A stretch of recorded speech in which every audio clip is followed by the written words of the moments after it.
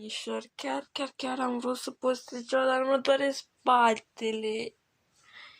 Și e foarte îngrozitor pentru mine.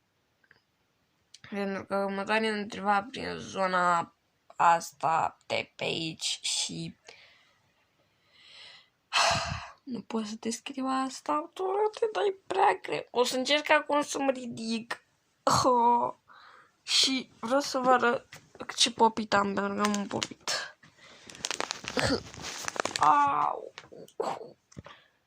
Nu. Trebuie să stau în bani neapărat. Uitați.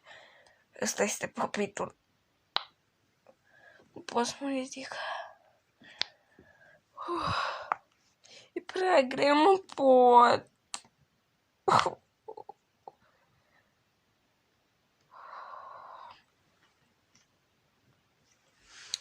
Mă rog să mă crede, nu mint. Mă doare.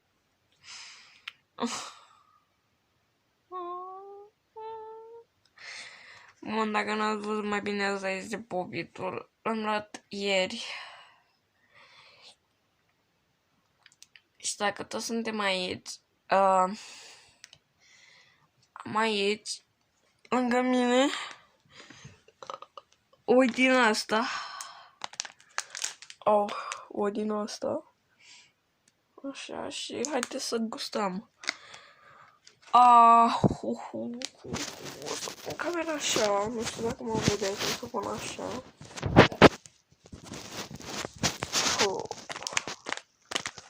Nu pot să mă ridic gen. Voi să vedeți chestia asta, nu o să mă vedeți pe mine. Wow, uitați cum arată. Ioi. Arată foarte ciudat și uitați-vă la spate. Și are o cremă. Nu știu de ce. Dar e drăguț. Hai să încercăm.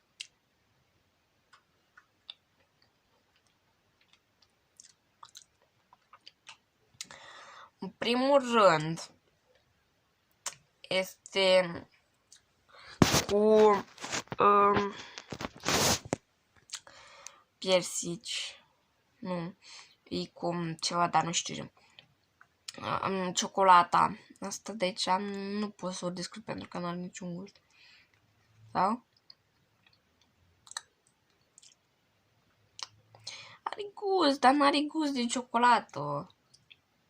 Are altfel de gust. Na, vreau și voi să nu vă fie pofta. Mai mâncat.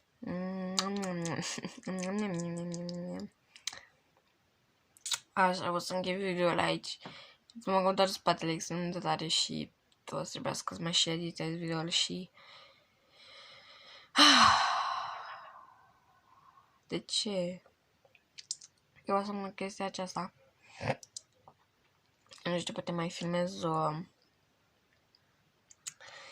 un video pe YouTube cu gacha. O să văd, sau poate postez cu Brawl Stars sau cu Roblox. O să văd. Videoul ăsta nici nu cred că are vreo 3 minute are și nu cred că îl țin până la 5 minute pentru că mă doare extrem de tare spatele și cred că o să mă pun să dorm sau o să lucrez la un video, dar nu vreau să vă dau spoilere cu ce o să fie, așa că băfă, nu știu. Dă-mi acolo încurajări, dă-mi tot ce vrei tu acolo. Sper să nu am hater din cauza asta. Să nu am acolo vreun hater, că deja devine treaba groasă. Și da, băieți, fete, doamne, fete și băieți care se uită și la mine. Dacă mai văd o înjurătură pe acolo, să știți că o să dau bloc și raport și nu o să mai aveți cum să scrieți în comentarii, așa că eu v-aș recomanda să nu înjurați, pentru că YouTube-ul nu iartă. Știți cum se zice? YouTube-ul nu iartă niciodată. Pa!